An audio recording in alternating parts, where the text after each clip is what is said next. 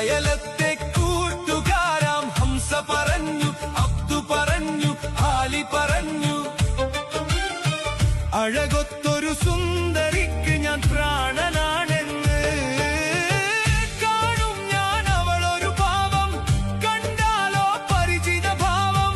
കാണും ഞാൻ അവളൊരു ഭാവം, കണ്ടാലോ പരിചിത ഭാവം. നിലയുടെ കടവിൽ ചിറയുടെ നിരച്ചും പിന്നെ അവളുടെ അരികിൽ.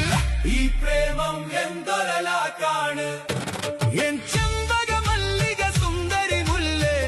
ഈ പ്രേമം എന്തുവലാക്കാണ് എൻ ചെമ്പകമല്ലിക സുന്ദരി മുല്ലേ. ഈ പ്രേമം എന്തുവലാക്കാണ്.